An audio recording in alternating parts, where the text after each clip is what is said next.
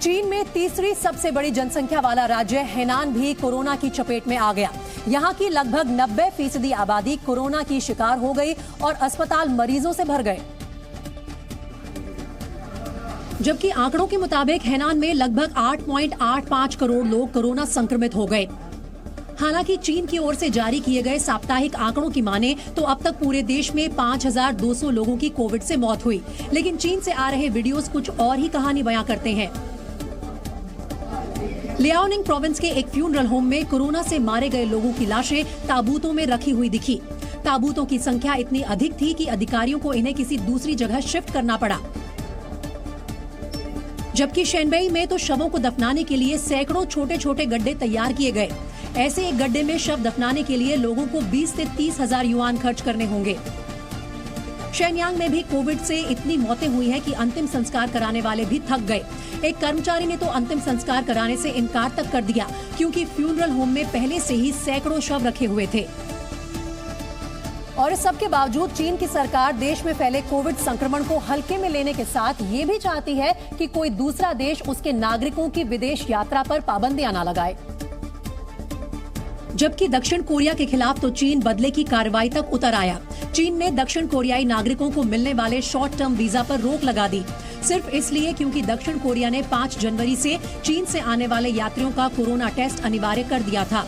दक्षिण कोरिया ने चीन के नागरिकों को दिया जाने वाला शॉर्ट टर्म वीजा भी इस महीने के अंत तक बंद करने का ऐलान किया था। बताया जा रहा है कि इसके बाद चीन के विदेश मंत्री किम गेंग ने इस मुद्दे को लेकर दक्षिण कोरिया के विदेश मंत्री पाक जुन से टेलीफोन पर बातचीत भी की थी और दक्षिण कोरियाई नागरिकों को दिए जाने वाले शॉर्ट टर्म वीजा को बंद कर दिया। उधर जापान में पिछले एक हफ्ते में कोविड के 11,75,877 मामले दर्ज किए गए। जापान टुडे की रिपोर्ट के मुताबिक 9 जनवरी को 95,308 मामले सामने आए, जबकि जानकारों का कहना है कि 15 जनवरी के बाद कोरोना के मामले और तेजी से बढ़ सकते हैं। यही नहीं, कोरोना वायरस पर सरकार के सलाहकार तोहो विश्वविद्यालय के प्रोफेसर तातेदा काजुहिरो ने चेतावनी दी कि जापान में एक दिन में संक्रमितों का आंकड़ा जल्द ही 4,50,000 के आंकड़े को पार कर सकता है। पिछले हफ्ते की शुक्रवार को जापान में कोविड की वजह से 456 लोगों की मौत हुई थी, जबकि दिसंबर 2022 में जापान में कोविड के कारण रिकॉर्ड तोड़ 7,688 मौतें दर्ज की गई थी, जो पिछली लहर के दौरान अगस्त में दर्ज 7,329 थी। सरकारी आंकड़ों की माने तो जापान में केवल एक महीने में हजारों लोगों की जान जा चुकी है। यहाँ पिछले 3 महीनों में कोविड-19 से मरने वालों की संख्या पिछले साल की तुलना में लगभग 16 गुना अधिक है।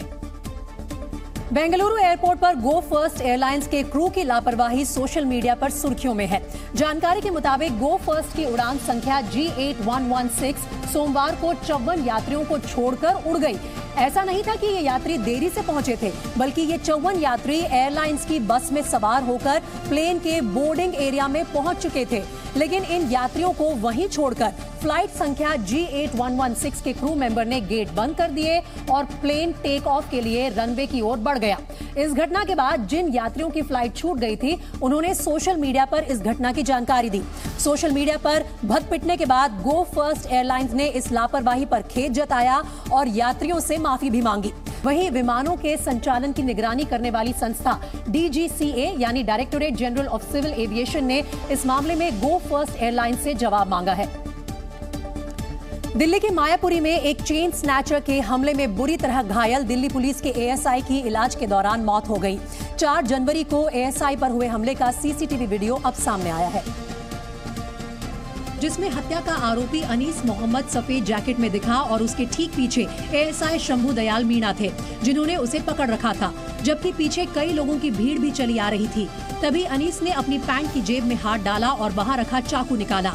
चाकू हाथ में लेते ही अनीस पीछे की ओर घूमा और ASI शंभू दयाल पर वार कर दिया। एक के बाद एक अनीस ने शंभू दयाल पर चाकू से कई वार किए। चाकू लगने के बाद भी शंभू दयाल ने आरोपी अनीस को नहीं छोड़ा। इस बीच अनीस उन पर चाकू से हमले करता रहा। आखिर में शंभू दयाल ने अनीस को धक्का देकर नीचे गिरा दिया। इसके बाद अनीस वहां से भागने लगा, जबकि शंभू दयाल पास खड़ी कार का सहारा लेकर खड़े हो गए। हालांकि अनीस को गिरफ्तार कर लिया गया। बुरी तरह जख्मी शंभू दयाल को इलाज के लिए अस्पताल में भर्ती करवाया गया, लेकिन 4 दिन बाद उन्होंने दम तोड़ दिया। पुलिस के मुताबिक 4 जनवरी को एक महिला ने मायापुरी थाने में मोबाइल चोरी की शिकायत दर्ज करवाई थी। जिसके बाद आरोपी अनीस को पकड़ने के लिए शंभू दयाल वहां पहुंचे। अनीस को गिरफ्तार कर वो थाने ले जा रहे थे, तभी उसने चाकू से हमला कर दिया। दिल्ली में निधन के बाद एएसआई शंभू दयाल मीणा का पार्थिव शरीर राजस्थान के सीकर में उनके पैतृक गांव पहुंचा, जहां पूरे सम्मान के साथ उनका अंतिम संस्कार किया गया। जहां उनको अंतिम विदाई देने के लिए उनके गांव में तिरंगा यात्रा निकाली गई। इस दौरान शहीद की पत्नी और उनके परिवार ने भी नम आंखों से उन्हें विदा किया। शहीद शंभू दयाल को श्रद्धांजलि देने के लिए आसपास के गांव से हजारों लोगों की भीड़ जुटी। इस दौरान लोगों ने उनकी शहादत को नमन करते हुए नारे भी लगाए। तिरंगा यात्रा के दौरान कई जगह लोगों ने पार्थिव शरीर पर पुष्प वर्षा की और शहीद शंभू दयाल को विदाई दी। और राहुल गांधी की भारत जोड़ो यात्रा पंजाब पहुंच गई। पंजाब में 7 दिनों तक भारत जोड़ो यात्रा चलने के बाद यात्रा जम्मू कश्मीर के लिए रवाना होगी। अंबाला में भारत जोड़ो यात्रा में राहुल गांधी का हमशक्ल पहुंचा। राहुल गांधी जैसे दिखने वाले शख्स के साथ लोग सेल्फी खिंचाते नजर आए। राष्ट्रपति द्रौपदी मुर्मू 17वें प्रवासी दिवस के समापन सत्र में शामिल हुई। राष्ट्रपति ने सम्मेलन को संबोधित किया, साथ ही सूरीनाम गणराज्य के राष्ट्रपति चंद्रिका प्रसाद संतोखी से मुलाकात की। विदेश मंत्री एस जयशंकर उज्जैन के महाकालेश्वर मंदिर पहुंचे। बाबा महाकाल के गर्भगृह में पहुंचकर उन्होंने बाबा महाकाल का आशीर्वाद लिया।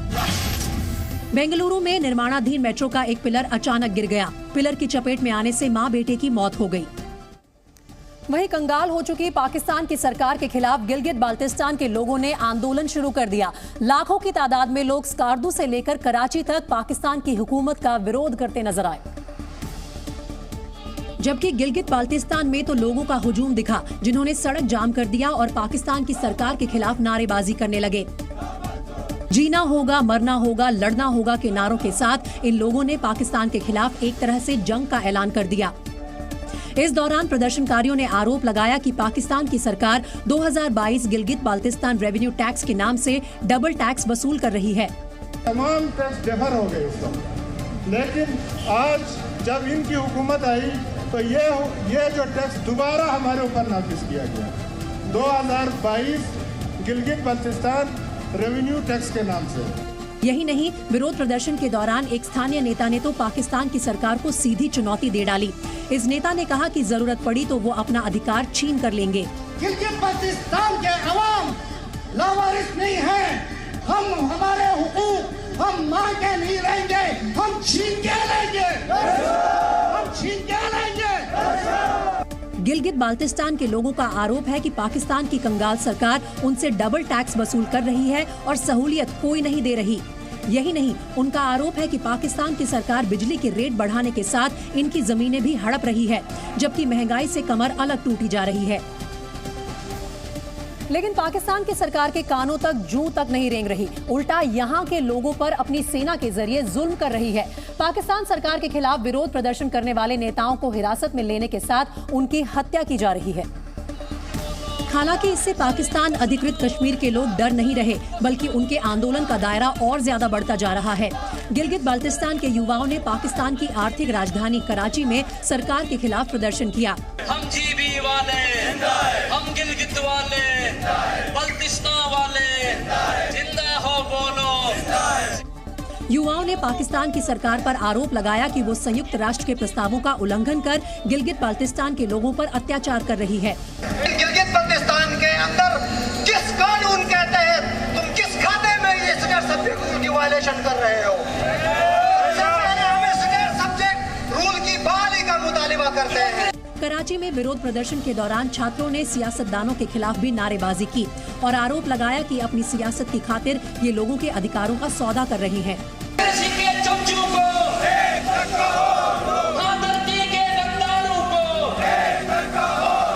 तौर पर ये मुतालबात लेके आए कि गिलगित बाल्टिस्तान के अंदर जो ज़मीनों पर जबरी कब्जे हो रहे हैं, वहाँ पर मिनरल्स और माइंस के नाम पर जो पहाड़ों पर और मुख्तलिफ जगहों पर कब्जे हो रहे हैं, खालिसा सरकार के नाम पर जो कब्जे हो रहे हैं, एक तो ये मुस्तरद करने यहाँ पर आए हैं नौजवान सारे। गिलगित बाल्टिस्तान के लोगों की नाराजगी वाजिब है, क्योंकि पाकिस्तान इस इलाके को अपने मुल्क का हिस्सा नहीं मानता। पाकिस्तान की सरकार यहाँ से सिर्फ खनिज निकालने, लोगों से टैक्स लेने और उनकी जमीनें छीनने की कोशिशें करती रहती है। यही नहीं, चीन बॉर्डर से सटे कश्मीर के इस उत्तरी हिस्से को पाकिस्तान लीज पर देने की तैयारी कर रहा है। आर्थिक रूप से कंगाल पाकिस्तान चीन के हाथों गिलगित बाल्टिस्तान का सौदा करना चाहता है। वैसे भी इस समय पाकिस्तान को किसी भी अंतर्राष्ट्रीय वित्तीय संस्थान से कर्ज नहीं मिल रहा। ऐसे में उसे अपनी घरेलू जरूरतों को पूरा करने के लिए केवल चीन से ही उम्मीद है और चीन उसकी मदद तभी करेगा जब बदले में उसे कुछ मिलेगा। IMF की रिपोर्ट के मुताबिक पाकिस्तान पर चीन का 18.4 अरब डॉलर का कर्ज है। ये पाकिस्तान की कुल विदेशी देनदारी का 20% हिस्सा है। पाकिस्तान ने चीन से जो कर्ज लिया है उसकी ब्याज दर औसतन 7% प्रति वर्ष है और इसे 25 से 40 वर्षों में चुकाना है। लेकिन अभी पाकिस्तान के हालात ऐसे भी नहीं कि वे किश्तें भर सकें। ऐसे में हो सकता है कि कर्ज का बोझ कम करने के लिए पाकिस्तान गिलगित बाल्टिस्तान को चीन को लीज पर दे दे। पाकिस्तान में महंगाई के सारे रिकॉर्ड टूट गए और वहां की गरीब जनता को अब 2 जून की रोटी भी मयस्सर नहीं। एक रिपोर्ट के मुताबिक खैबर पख्तूनख्वा, सिंध और बलूचिस्तान में गेहूं की कमी हो गई है, जिसके बाद यहां सब्सिडी वाले आटे के लिए सरकारी राशन की दुकानों के बाहर लोगों की लंबी लाइन लग गई। कुछ जगहों से तो आटे के लिए भगदड़ की खबरें भी सामने आई, जबकि कुछ लोग हाथ में पैसे लिए एक आटे के ट्रक के पीछे भागते नजर आए। कराची में आटा 160 रुपए प्रति किलो, इस्लामाबाद और पेशावर में 1500 रुपए में 10 किलो, क्वेटा में 1400 रुपए में 10 किलो और रावलपिंडी में 2250 रुपए में 15 किलो आटा बिक रहा है। सबसे ज्यादा बुरा हाल तो सिंध और बलूचिस्तान का है, जहां की आवाम को बाजार में गेहूं ही नहीं मिल रहा और मिल भी रहा है तो बहुत ज्यादा दाम पर। आटे की शदीद किल्लत पैदा हो गई है और मार्केट में आटा 140 रुपए फी किलो के हिसाब से फरोख्त होने लगा है, जबकि सिंध हुकूमत आवाम को सस्ता आटा फराहम करने में मुकम्मल तौर पर नाकाम दिखाई दे रही है। एक रिपोर्ट के मुताबिक बलूचिस्तान को फौरन 4 लाख गेहूं की बोरियां चाहिए, वरना वहां के हालात और ज्यादा खराब हो जाएंगे, जबकि खैबर पख्तूनख्वा को भी सरकारी मदद की दरकार है। पाकिस्तान में गेहूं की किल्लत से जनता बेहाल है और शहबाज सरकार मदद के लिए दर-दर की ठोकरें खा रही है। पाकिस्तान ने सऊदी अरब, चीन और अमेरिका समेत दुनिया के कई देशों से मदद की गुहार लगाई है, जबकि सऊदी अरब ने पाकिस्तान को मदद का ऐलान भी कर दिया है। सऊदी अरब के क्राउन प्रिंस मोहम्मद बिन सलमान ने पाकिस्तान में 10 अरब डॉलर का निवेश करने पर विचार करने की बात कही है। सऊदी वली अहद शहजादा मोहम्मद बिन सलमान ने मुतालिका हुक्काम को स्टेट बैंक ऑफ पाकिस्तान में डिपॉजिट 5 अरब डॉलर करने और सरमायाकारी बढ़ाने के लिए लाए-हमल तय करने की हिदायत कर दी। पाकिस्तान के वित्त मंत्री इशाक डार ने हाल ही में कहा था कि सऊदी अरब से जल्द पैसा आने वाला है। पाकिस्तान लंबे वक्त से सऊदी की ओर से मदद का इंतजार कर रहा था। पाकिस्तान के प्रधानमंत्री शहबाज शरीफ का 1 साल में 2 बार सऊदी अरब का दौरा और हाल ही में पाकिस्तान के सेना प्रमुख जनरल आसिम मुनीर के सऊदी अरब जाने के पीछे मकसद ही आर्थिक मदद हासिल करना था। वैसे सऊदी अरब के साथ पाकिस्तान को रूस से भी मदद मिली है। शहबाज शरीफ सरकार ने रूस से जो गेहूं खरीदा था उसकी पहली खेप सोमवार को कराची बंदरगाह पहुंच गई। खाद्य सुरक्षा मंत्रालय के अधिकारियों ने घोषणा की कि गेहूं से लदे 2 जहाज कराची पहुंच गए हैं। उन्होंने जानकारी दी कि रूस से अतिरिक्त 4,50,000 टन गेहूं ग्वादर बंदरगाह के रास्ते पाकिस्तान पहुंचेगा। पाकिस्तान सरकार गेहूं की किल्लत को पूरा करने के लिए कुल 75 लाख टन गेहूं का आयात कर रही है, जबकि रूस से पाकिस्तान ने जितना गेहूं खरीदा है वो 30 मार्च तक पाकिस्तान पहुंच जाएगा। वहीं अमेरिका ने पाकिस्तान में पिछले साल आए विनाशकारी बाढ़ के बाद रिकवरी और पुनर्निर्माण के प्रयासों के लिए अतिरिक्त 100 मिलियन अमेरिकी डॉलर की सहायता की घोषणा की है, जबकि फ्रांस ने पाकिस्तान के साथ कड़वी यादों को भुलाने की कोशिश की है। राष्ट्रपति इमैनुअल मैक्रोन ने कहा है कि वो दुनिया के वित्तीय संस्थानों से बातचीत कर सकते हैं ताकि मुसीबत में फंसे पाकिस्तान को जल्द से जल्द आर्थिक मदद मिल सके। स्कूली बच्चों में सोशल मीडिया की बढ़ती लत और उनके मानसिक विकास का गंभीर मुद्दा उठाते हुए अमेरिका के वॉशिंगटन स्थित सियाटल पब्लिक स्कूल ने कई दिग्गज सोशल मीडिया प्लेटफॉर्म्स के खिलाफ केस किया है। जानकारी के मुताबिक सियाटल पब्लिक स्कूल ने टिकटॉक, इंस्टाग्राम, फेसबुक, यूट्यूब और स्नैपचैट जैसी सोशल मीडिया कंपनीज पर केस किया है। सियाटल पब्लिक स्कूल का कहना है कि सोशल मीडिया की लत लगने की वजह से बच्चों का मानसिक विकास नहीं हो पा रहा है। सियाटल की कोर्ट में दायर किए गए इस केस में स्कूल ने कहा है कि बच्चों का मानसिक विकास नहीं होने की जिम्मेदारी इन कंपनीज को लेनी होगी। स्कूल ने आरोप लगाया कि सोशल मीडिया कंपनीज ने अपना वॉच टाइम बढ़ाने के लिए बड़ी चालाकी से बच्चों को अपना शिकार बनाया है और सोशल मीडिया की लत लगने के बाद बच्चे एंजाइटी, डिप्रेशन और ईटिंग डिसऑर्डर का शिकार हो रहे हैं। साथ ही बच्चे साइबर बुलिंग यानी सोशल मीडिया पर धमकाए और डराए जाने जैसी घटनाओं का भी शिकार हो रहे हैं। सोशल मीडिया की बढ़ती लत की वजह से बच्चे स्कूल की पढ़ाई पर फोकस नहीं कर पा रहे हैं और उनको पढ़ाना मुश्किल होता जा रहा है। न्यूज एजेंसी रॉयटर्स को भेजे जवाब में फेसबुक, गूगल और स्नैपचैट ने कहा कि वो सोशल मीडिया प्लेटफॉर्म्स पर बच्चों को सुरक्षित रखने के पूरे इंतजाम कर रहे हैं। बेंगलुरु में चल रहे मेट्रो प्रोजेक्ट के दौरान एक बड़ा हादसा हो गया। बेंगलुरु में आउटर रिंग रोड पर मेट्रो का एक निर्माणाधीन पिलर अचानक गिर पड़ा। इस हादसे में एक महिला और उसके 1.5 साल के बेटे की मौत हो गई, जो हादसे के वक्त पिलर के पास से ही गुजर रहे थे। हादसे का शिकार हुई महिला तेजस्विनी अपने पति लोहित और 2 बच्चों के साथ बाइक पर बेंगलुरु के नागवारा इलाके से गुजर रही थी। तभी मेट्रो का निर्माणाधीन पिलर उनके ऊपर गिर पड़ा। इस हादसे में महिला के पति और बेटी घायल हुए हैं। हादसे की जानकारी मिलने के बाद मारी गई महिला के रिश्तेदारों का रो रो कर बुरा हाल है। बेंगलुरु पुलिस ने मामले में केस दर्ज कर जाँच शुरू कर दी है। FSL और बाकी एक्सपर्ट्स को इधर बुलाए हैं ताकि एग्जैक्टली हमें ये पता चले कि ये कोलैप्स होने का कारण क्या है और बाद में हम कानूनी तौर पे जो भी काम कर रहे हैं वो कर। बताया गया कि मेट्रो का पिलर बनाने के लिए 40 फीट ऊंची लोहे की शटरिंग बनाई गई थी, जो अचानक एक ओर झुक गई और वहां से गुजर रहे लोगों पर गिर पड़ी। जो इंजीनियर काम किया उसको घटाला इतना भी पता नहीं है। 10 से 15 मीटर का पिलर बन रहा है तो पिलर के लिए सपोर्ट होना बोल के एक नॉर्मल आम आदमी को भी पता है। वहीं बेंगलुरु मेट्रो ने पीड़ित परिवार को 20 लाख रुपए की आर्थिक मदद का ऐलान किया है और हादसे की विभागीय जांच के आदेश दे दिए हैं। कर्नाटक के सीएम बसवराज बोम्मई ने कहा है कि हादसे के लिए जिम्मेदार लोगों पर कार्रवाई होगी और पीड़ित परिवार को उचित मुआवजा दिया जाएगा। वहीं मध्य प्रदेश के नर्मदापुरम में स्कूल वैन के सामने टाइगर आ गया।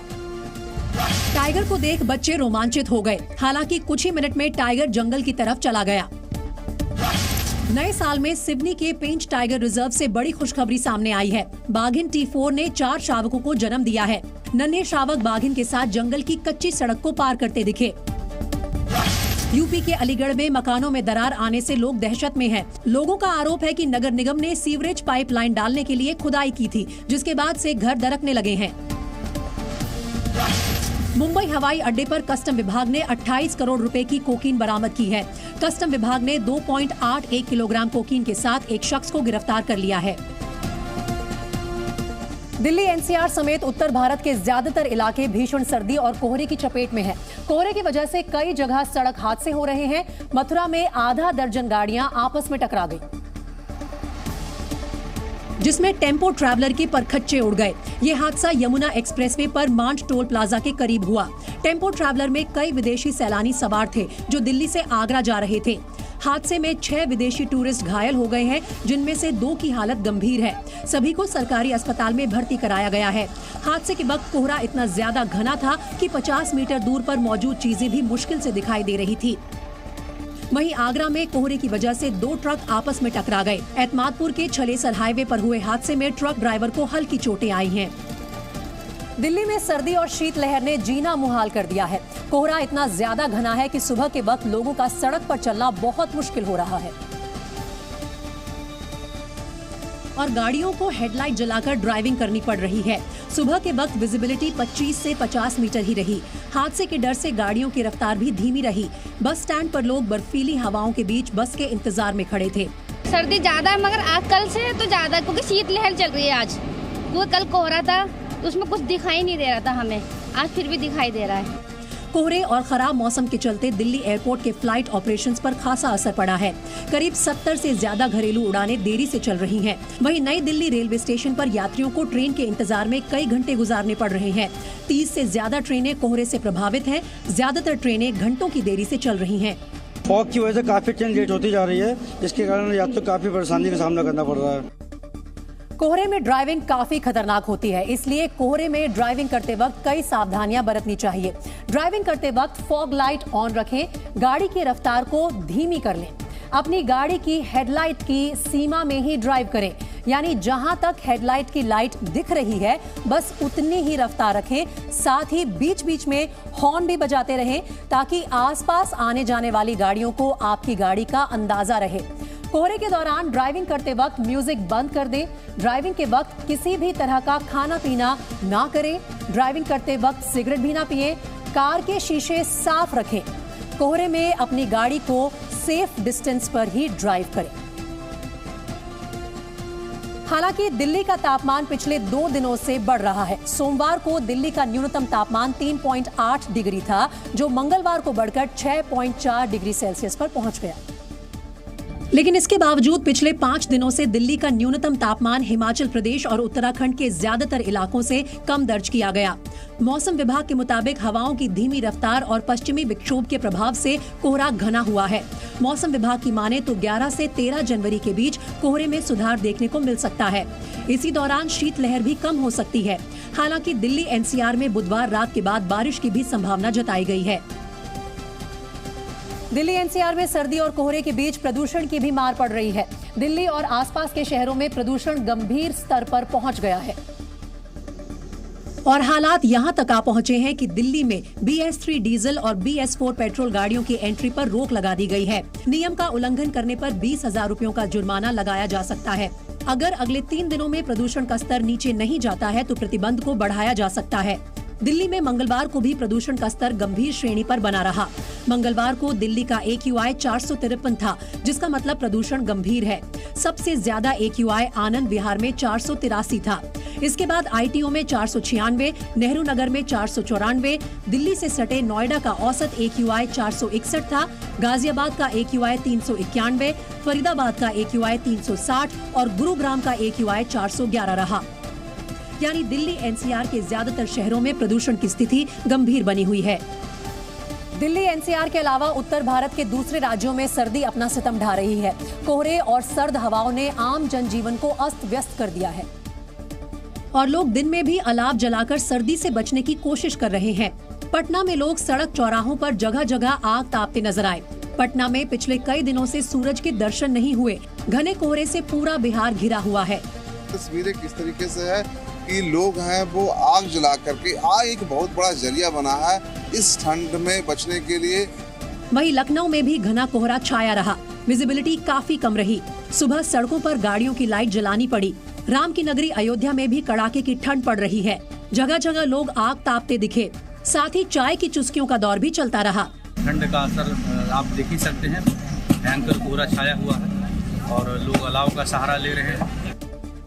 यूपी में प्रचंड ठंड की वजह से इस बार हार्ट अटैक के मामले काफी बढ़ गए हैं। कानपुर और आसपास के इलाकों में सर्दी की वजह से हार्ट अटैक से मरने वालों की संख्या 100 से ज्यादा हो गई है। हालात ये है कि कानपुर के LPS हृदय रोग संस्थान में हार्ट अटैक के मरीजों से बेड फुल हैं। अस्पताल के कार्डियोलॉजी विभागों के आगे लंबी लंबी लाइनें लगी हुई हैं। ICU के बेड भी दिल के मरीजों से भरे हुए हैं। सिर्फ कानपुर हृदय रोग संस्थान में 1 से 9 जनवरी के बीच 131 लोगों की मौत हार्ट अटैक से हो गई है। इसमें ग्रामीण और दूसरे अस्पतालों के आंकड़े शामिल नहीं हैं। डॉक्टर्स के मुताबिक ये आंकड़े चौंकाने वाले हैं। पहले कभी इतनी मौत नहीं देखी गई। कड़ाके की ठंड और पोस्ट कोविड इफेक्ट का कॉम्बिनेशन घातक साबित हो रहा है। इस तरह से इतनी ज्यादा मौतों का आंकड़ा पहले सामने नहीं आता था।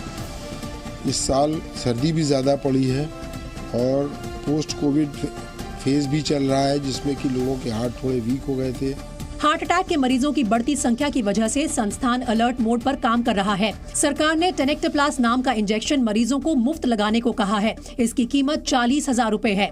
इस इंजेक्शन को वक्त पर लगाने से 66 मरीजों की जान बचाई जा चुकी है। ये 3rd जनरेशन थ्रोम्बोलिटिक एजेंट होता है, जो कि हार्ट अटैक का कारण बनने वाले क्लॉट को तुरंत डिसॉल्व करता है इंजेक्शन लगते ही। परंतु इसमें लिमिटेशन ये है कि अटैक के 6 घंटे के अंदर ही ये इंजेक्शन कारगर होता है। डॉक्टर्स ने ब्लड प्रेशर, शुगर के मरीजों को बहुत एहतियात बरतने की सलाह दी है। सर्दियों के मौसम में हार्ट अटैक की घटनाएं बढ़ जाती हैं और कड़ाके की सर्दी तो दिल के मरीजों के लिए जानलेवा बन जाती है। चलिए जानते हैं कि आखिर सर्दियों में हार्ट अटैक का खतरा क्यों बढ़ जाता है। सर्दियों में तापमान कम होने की वजह से खून को शरीर में एक जगह से दूसरी जगह तक पहुंचाने वाली ब्लड वेसल्स यानी कि रक्त वाहिकाएं सिकुड़ जाती हैं। ब्लड वेसल्स के सिकुड़ने से खून के बहाव पर असर पड़ता है और रक्त संचार को सामान्य बनाए रखने के लिए दिल को ज्यादा मेहनत करनी पड़ती है, जिसकी वजह से सर्दियों में इंसान का ब्लड प्रेशर बढ़ जाता है और ब्लड प्रेशर बढ़ने के साथ ही हार्ट अटैक का खतरा भी बढ़ जाता है। खास तौर पर दिल की बीमारी और ब्लड प्रेशर जैसी समस्याओं से जूझ रहे लोगों में हार्ट अटैक का खतरा कई गुना ज्यादा बढ़ जाता है। डॉक्टर्स का कहना है कि सर्दियों के मौसम में बुजुर्गों में भी हार्ट अटैक का खतरा सामान्य मौसम के मुकाबले कई गुना तक बढ़ जाता है। बहुत ज्यादा शराब और सिगरेट पीने वाले लोगों को भी सर्दियों में हार्ट अटैक का खतरा ज्यादा रहता है। एक्सपर्ट्स का कहना है कि सर्दियों में लोगों की फिजिकल एक्टिविटीज यानी टहलना, कसरत करना या योग करना कम हो जाता है, जिसकी वजह से भी हार्ट अटैक की आशंका बढ़ जाती है। वहीं सर्दियों में तेल और घी से बने हाई कैलोरी वाले खाने की मात्रा बढ़ जाती है, जो सर्दियों में हार्ट अटैक की वजह बन सकती है। तो ये तो बात हुई उन वजहों की जिनके चलते सर्दियों में हार्ट अटैक का खतरा बढ़ जाता है। अब आपको बताते हैं कि सर्दियों में अपने दिल की हिफाजत कैसे करें ताकि कोई मुश्किल ना आए। ब्लड प्रेशर, अस्थमा और किडनी के मरीजों को सर्दियों में सुबह खुले में टहलने और दौड़ने से परहेज करना चाहिए। इसकी बजाय लोगों को घर में ही हल्की फुल्की कसरत या योग करना चाहिए। सर्दियों में वजन पर काबू रखना भी बहुत जरूरी है, क्योंकि वजन बढ़ने के साथ ही ब्लड प्रेशर और दिल की बीमारी का खतरा बढ़ जाता है। शराब और सिगरेट नहीं पीनी चाहिए, और अगर आप पीते भी हैं तो सर्दियों में इनकी मात्रा बहुत कम कर देनी चाहिए। सर्दियों में खान पान का ध्यान रखना चाहिए और तेल घी से बने खाने से परहेज करना चाहिए। खाने में ताजे फलों और सब्जियों की मात्रा बढ़ा देनी चाहिए और जंक फूड से दूर रहना चाहिए। डॉक्टरों की सलाह है कि दिल की बीमारी से जूझ रहे लोगों को रेगुलर हेल्थ चेकअप करवाते रहना चाहिए। कोरोना की चपेट में आ चुके लोगों को सर्दियों में दिल का विशेष ध्यान रखना चाहिए। भीषण ठंड से सिर्फ इंसान ही नहीं, जानवर भी परेशान हैं। चिड़ियाघरों में शेर, तेंदुए और दूसरे जानवरों को सर्दी से बचाने के लिए खास इंतजाम किए गए हैं। और इटावा सफारी पार्क में मौजूद शेरों के पिंजरों के बाहर हीटर और ब्लोअर लगाए गए हैं। पिंजरों में तापमान को भी मॉनिटर किया जाता है। जैसे ही तापमान गिरता है, हीटर और ब्लोअर ऑन कर दिया जाता है। वहीं पिंजरे के अंदर भी सूखी घास रखी गई है ताकि जमीन पर बैठने और लेटने पर उन्हें ठंड न लगे। 18 हमारे यहाँ लॉयन है, उनके लिए हमने प्रत्येक के लिए हीटर और ब्लोअर लगा रखे हैं, और हमारे 9 लेपर्ड हैं, उनके लिए भी हमने यही व्यवस्था की है। धूप निकलने के बाद तेंदुए और शेरों को खुले बाड़ों में छोड़ दिया जाता है। छत्तीसगढ़ के भिलाई में मैत्री बाग जू में रॉयल बंगाल टाइगर को ठंड से बचाने के लिए पिंजरे के सामने रोज अलाव जलाई जाती है। यहाँ 8 व्हाइट टाइगर रहते हैं। रोज शाम को 5 बजे सिगड़ी जला के आग लगा के छोड़ा जाता है, जिससे टाइगर उसके आग पास में बैठ के गर्मी प्राप्त करके ठंड से बचाव करता है। वहीं झारखंड के जहानाबाद में कड़ाके की ठंड से गौरक्षणी श्री कृष्ण गौशाला में 15 गायों की मौत हो गई है। वहीं दिल्ली की साकेत कोर्ट ने आफ्ताब पूनावाला की न्यायिक हिरासत बढ़ा दी है। श्रद्धा हत्याकांड के आरोपी आफ्ताब पूनावाला को 14 दिनों की न्यायिक हिरासत में भेजा गया है। कोर्ट में आफ्ताब पूनावाला ने पढ़ने के लिए कानून की कुछ किताबों की मांग की है। बेंगलुरु से दिल्ली जा रही गो फर्स्ट फ्लाइट में बड़ी लापरवाही सामने आई। फ्लाइट 50 से ज्यादा यात्रियों को छोड़कर रवाना हो गई। यात्रियों ने मामले की शिकायत पीएम मोदी और नागरिक उड्डयन मंत्री से की है। प्रवासी सम्मेलन के मंच से मध्य प्रदेश के सीएम शिवराज सिंह चौहान ने पर्यावरण को बचाने की अपील की है। सीएम शिवराज ने कहा, भारत का मंत्र है विश्व का कल्याण हो, और ये तभी होगा जब पर्यावरण बचेगा। ग्लोबल इन्वेस्टर्स समिट को लेकर मध्य प्रदेश कांग्रेस के अध्यक्ष कमलनाथ ने निशाना साधा है। कमलनाथ ने कहा, निवेश तब आता है जब लोगों को आप पर विश्वास हो। मध्य प्रदेश के टीकमगढ़ में जमीन विवाद में 2 पक्षों के बीच मारपीट हो गई। मारपीट में कई लोग घायल हो गए हैं। उत्तराखंड के जोशीमठ में आज बुलडोजर की एंट्री हो गई। दरअसल एक्सपर्ट कमेटी ने जमीन खिसकने के बाद खतरे की जद में आई इमारतों को गिराने की सिफारिश की थी, जिसके बाद पूरे लाव लश्कर के साथ प्रशासन और एसडीआरएफ की टीम मौके पर पहुंची। शुरुआत में लग्जरी होटल मनारी इन और माउंट व्यू को गिराया जा रहा है। आप देख सकते हैं ये जो टीम है एसडीआरएफ की जो पुलिस फोर्स है वो उन्होंने यहाँ पे बुला दिया गया है, और जो बिजली की जो विद्युत की जो लाइनें हैं वो जो है निकालने शुरू हो गई है। दरअसल ध्वस्तीकरण की कार्रवाई से पहले बिजली की सप्लाई काटी गई। इसके लिए बिजली विभाग के कर्मचारी पोल्स पर चढ़े। इसके बाद दोनों होटलों की बिजली की लाइन काट दी गई। दरअसल अगल बगल बने दोनों होटल जमीन खिसकने के बाद टिल्ट होकर बिल्कुल करीब आ गए हैं। इनके आसपास की जमीन पर भी दरारें साफ नजर आ रही हैं। नीचे की इमारतों को नुकसान न पहुंचे, इसलिए एहतियातन दोनों होटलों को गिराने का फैसला लिया गया।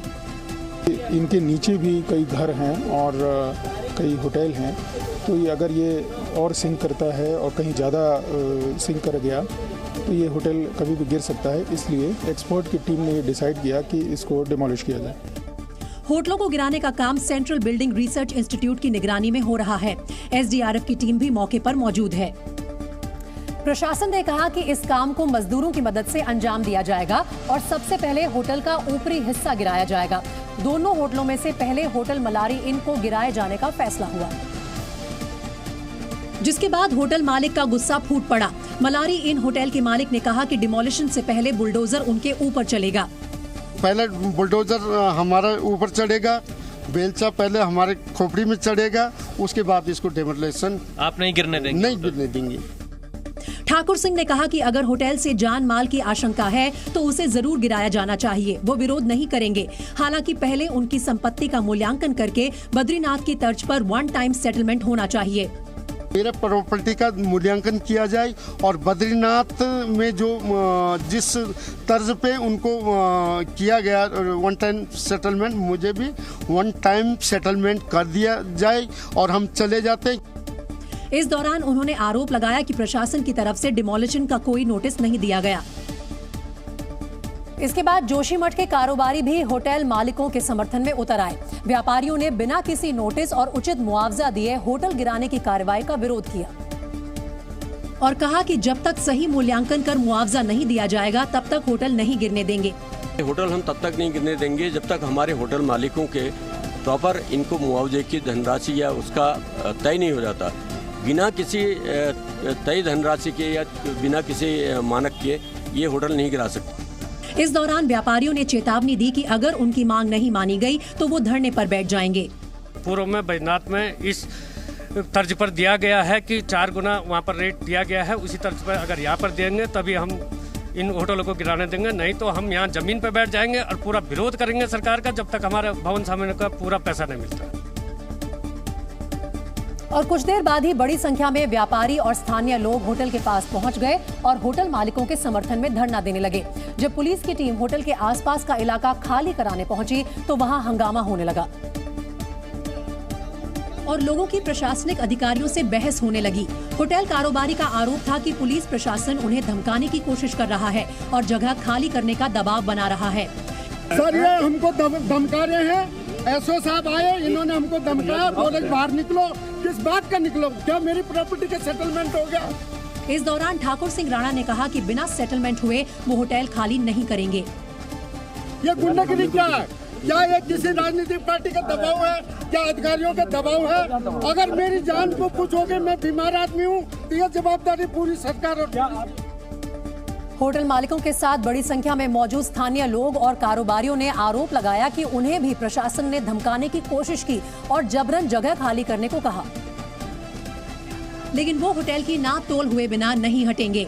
हमारे जो काका जी का होटल है, चाचा जी का होटल है, हम उनको सांत्वना के रूप में इस रूप में आए हैं कि आपका अगर टूटेगा तो हम साथ में टूटेंगे। और पुलिस प्रशासन हमें इस रूप में धमकाने के लिए आया है कि आपका यहाँ कुछ नहीं है, आप चले जाओ। करिए, आप हमें बंद करिए, आप पुलिस एक्ट में बंद करिए। हालांकि मौके पर मौजूद पुलिस अधिकारी ने दावा किया कि होटल के पास की जमीन धंसी हुई है, इसलिए वो लोगों की सुरक्षा के लिए भीड़ कम करने को कह रहे थे। ये जगह धंसी हुई है और इसमें कम से कम लोग खड़े हों। हम इसलिए ये चाह रहे हैं कि आप भीड़ न हो और भीड़ को कम करने के लिए ही हम कह रहे हैं कि बाहर खड़े हो जाओ, क्योंकि ये धंसा हुआ है। इस दौरान काफी देर तक प्रशासन और होटल मालिकों के बीच बहस चलती रही। लोगों के दबाव के कारण आखिरकार प्रशासन की टीम को वापस जाना पड़ा। जोशीमठ में डेंजर जोन में आने वाले लोगों को सुरक्षित जगहों पर पहुंचाया गया है। सरकार की तरफ से चाक चौबंद इंतजामों का दावा किया गया है। हालांकि जमीनी हकीकत कुछ अलग है। होटलों और धर्मशालाओं का इंतजाम करने का दावा किया गया था, लेकिन विस्थापितों को सरकारी स्कूलों में ही ठहराया गया है। आज हम उन परिवारों का दर्द दिखाने, उनकी एक्चुअल स्थिति सरकार तक पहुंचाने के लिए ग्राउंड जीरो पर इस प्राथमिक विद्यालय में पहुंचे हैं, जिसका नाम है राजकीय प्राथमिक विद्यालय सिंगदार। पसीने से बनाए गए अपने आशियाने को छोड़कर आए लोग अब एक छोटे से कमरे में रहने को मजबूर हो गए हैं। इस स्कूल के एक कमरे में 4 से 5 परिवारों को एक साथ टिकाया गया है। जोशीमठ की जनता ऐसा दंश झेल रही है जैसा उन्होंने कभी सोचा नहीं होगा। अपना घर बार छोड़कर यहाँ पर आप देखिए, एक स्कूल के कमरे में जहाँ बच्चे पढ़ाई किया करते थे, वहाँ इन्हें रहने के लिए मजबूर होना पड़ा है। जी न्यूज की टीम ने जब स्कूल में रहने को मजबूर महिलाओं से बात की तो उनका दर्द छलक आया। महिलाओं का आरोप है कि प्रशासन की तरफ से किए गए इंतजाम नाकाफी हैं और उन्हें जानवरों की तरह एक स्कूल के कमरे में डाल दिया गया है। तो मैं यहाँ पे गाय भैंस की तरह रख दिया हमको। यहाँ पे खाना क्या करना, हमने मेहनत करके भी खा सकते थे यहाँ पे ऐसे, पर लेकिन कोई व्यवस्था नहीं है यहाँ पे। स्कूल में रह रहे लोग सरकार की तरफ से मिल रहे खाने के सामान से भी नाराज दिखे। देखिए यहाँ पर लोगों में गुस्सा बहुत ज्यादा है क्योंकि सरकार सिर्फ दाल और तेल दे रही है इन लोगों को, पर और चीजें भी खाने के लिए, जीने के लिए जरूरी होती हैं। जमीन खिसकने से बेघर हुए लोगों की अब एक ही मांग है कि उन्हें जल्द से जल्द अपना आशियाना वापस मिले। तो घर देख के हमें बहुत बुरा लगता है। एक सामान, ये सामान हमने करना क्या, कहाँ लेके जाना इन सामानों को ऐसे। अखिलेश यादव कन्नौज से लोकसभा चुनाव लड़ सकते हैं। अखिलेश यादव ने कन्नौज में फूलमती देवी मंदिर में पहुंचकर पूजा अर्चना की। अखिलेश ने अपने सियासी सफर की शुरुआत इसी मंदिर में पूजा करके की थी। ऐसे में अटकलें लगाई जा रही हैं कि अखिलेश कन्नौज से लोकसभा चुनाव लड़ सकते हैं। बरेली नैनीताल हाईवे पर 3 बाइकों पर 14 लड़कों ने स्टंट किया। घटना की सूचना मिलते ही पुलिस हरकत में आई और स्टंट कर रहे युवकों का चालान कर दिया।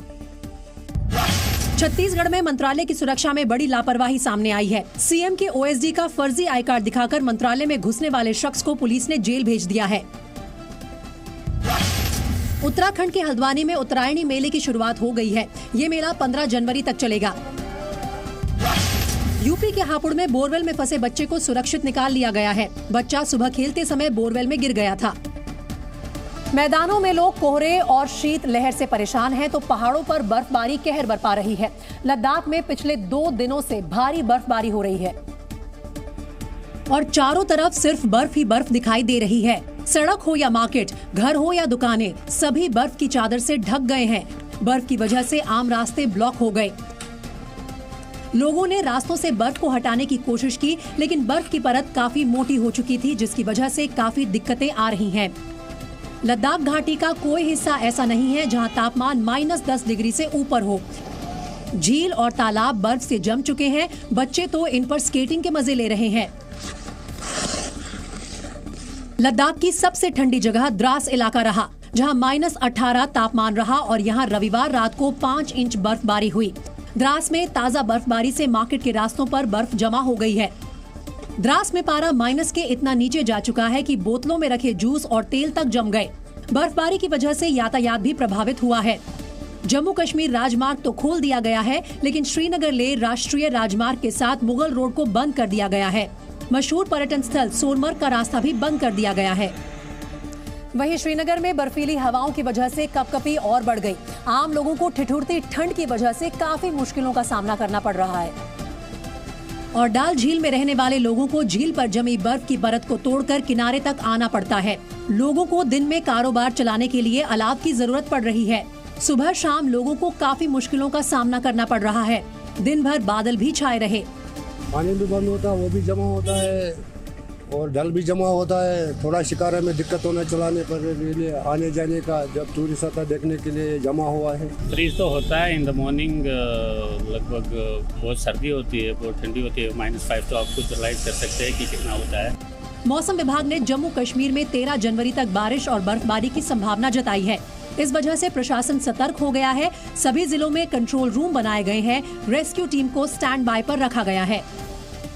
वहीं हिमाचल प्रदेश में भी ठंड से राहत मिलती दिखाई नहीं दे रही है। हिमाचल प्रदेश में 13 जनवरी तक बर्फबारी और खराब मौसम की चेतावनी दी गई है। और अटल टनल और रोहतांग दर्रा में सोमवार को ताजा बर्फबारी हुई। बर्फबारी की वजह से पर्यटकों को सोलंग नाला बैरियर से आगे जाने की इजाजत नहीं दी गई। वहीं राजधानी शिमला में दिन भर बादल छाए रहे। मौसम विभाग ने 13 जनवरी तक भारी बर्फबारी और बारिश का अनुमान लगाया है। खासकर ऊंचाई वाले जिले मंडी, कांगड़ा, कुल्लू, चंबा, किन्नौर और लाहौल स्पीति में बर्फबारी की चेतावनी जारी की गई है। पश्चिमी विक्षोभ आ रहा है, वो सक्रिय है, तो उसके आने की वजह से पूरे प्रदेश में बारिश और बर्फबारी होने की संभावना है। पर्यटकों को बर्फबारी संभावित क्षेत्रों में न जाने की भी सलाह दी गई है। रूस ने खेरसोन पर अपनी पकड़ मजबूत बनाए रखने के लिए एक बार फिर ताबड़तोड़ हमले किए।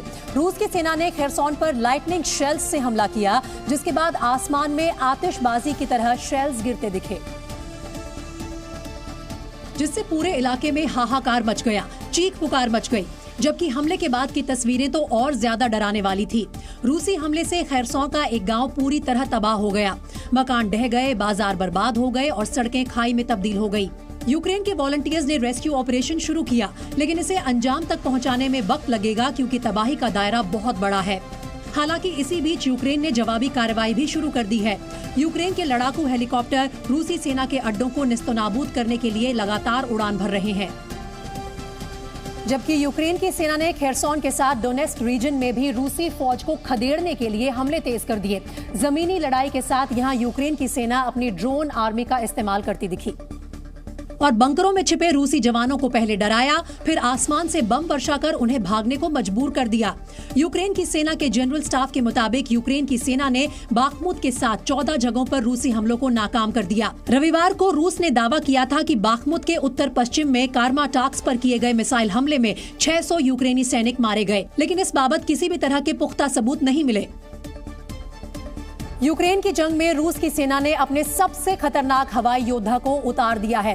ब्रिटेन के रक्षा मंत्रालय ने खुफिया सूत्रों के हवाले से खुलासा किया है कि रूस अब सुखोई 57 फाइटर जेट के जरिए यूक्रेन पर हमले कर रहा है। ब्रिटेन के मुताबिक सुखोई 57 का इस्तेमाल जून 2022 से किया जा रहा है। वॉर जोन की रिपोर्ट के मुताबिक रूस ने सुखोई 57 को अक्तुबिंस्क एयरबेस पर तैनात किया हुआ है। रूस का ये अक्तुबिंस्क एयरबेस कई तरह के घातक हथियारों का ठिकाना है, लेकिन ये एकमात्र ऐसा एयरबेस नहीं है जहां सुखोई 57 विमानों को तैनात किया जा सकता है। सुखोई 57 रूस का सबसे खतरनाक फाइटर जेट है, जो 5वीं पीढ़ी का फाइटर जेट माना जाता है। ये फाइटर जेट रडार की पकड़ में नहीं आता और परमाणु बम गिराने की ताकत भी रखता है। यही नहीं, इसे किसी मिसाइल हमले में मार गिराना आसान नहीं। रूस ने इस फाइटर जेट के निर्माण के दौरान भारत को भी इसे लेने का ऑफर दिया था, लेकिन भारत ने इसकी तकनीक पर भरोसा नहीं जताया और डील से पीछे हट गया था। राहुल गांधी की भारत जोड़ो यात्रा पंजाब पहुंच गई। राहुल गांधी आज दोपहर को अमृतसर पहुंचे, जहां उन्होंने स्वर्ण मंदिर में मत्था टेका। स्वर्ण मंदिर में राहुल गांधी केसरिया पटके में नजर आए। उनके साथ कांग्रेस के कई बड़े नेता भी मौजूद थे। मत्था टेकने के बाद राहुल गांधी ने कुछ समय कीर्तन सुनने की इच्छा जाहिर की। ऑपरेशन ब्लू स्टार के बाद ये पहली बार था जब गांधी परिवार का कोई सदस्य गोल्डन टेम्पल के अंदर कीर्तन सुनने के लिए बैठा हो। तकरीबन 20 मिनट तक राहुल गांधी ने कीर्तन सुना। इससे पहले भी राहुल गांधी कई बार गोल्डन टेम्पल मत्था टेकने जा चुके हैं, लेकिन हर बार पंजाब में कांग्रेस की सरकार होती थी या चुनाव होते थे।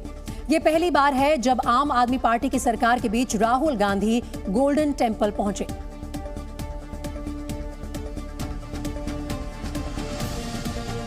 अमेरिका के कैलिफोर्निया में एक इलाका ऐसा दिखाई दिया जहां सड़कों पर खड़ी गाड़ियां पानी में डूबी हुई थी और मकान सैलाब से घिरे हुए थे। ये मंजर वहां भारी बारिश के बाद बना। जब शहर की नदी नहरें लगातार बारिश के बाद उफान पर आ गई और उनका पानी रिहायशी इलाकों में दाखिल हो गया। हालात ऐसे बन गए कि कैलिफोर्निया के गिलरॉय शहर में मकानों की छत तक पानी आ गया और सड़कों पर जो गाड़ियां खड़ी थी वो सैलाब में किसी तिनके की तरह दिखाई दे रही थी। घरों की पहली मंजिल पूरी तरह पानी में थी और गाड़ियों की सिर्फ छत दिखाई दे रही थी। बाढ़ प्रभावित इलाके की जो ड्रोन तस्वीरें सामने आई, उनमें दिखा कि उत्तरी कैलिफोर्निया से होकर गुजरने वाले हाईवे 101 पर भी पानी भरा हुआ है। हाईवे का बड़ा हिस्सा भी बाढ़ की चपेट में है। तस्वीरों में बड़े बड़े ट्रक और गाड़ियां जान जोखिम में डालकर पानी में डूबे इस रास्ते से गुजरते दिखे। नेशनल वेदर सर्विस के मुताबिक लगातार तूफान और बारिश एटमॉस्फेरिक रिवर्स की वजह से बरकरार है। साथ ही अमेरिका के बड़े हिस्से में इस वजह से बारिश और बर्फबारी भी हो सकती है। खराब मौसम की मार झेल रहे कैलिफोर्निया में राहत पहुंचाने के लिए राष्ट्रपति जो बाइडेन ने सोमवार को इमरजेंसी का ऐलान किया, ताकि तूफान के बीच सैक्रामेंटो, सांता क्रूज और लॉस एंजलिस समेत सभी प्रभावित शहरों में लोगों की मदद की जा सके।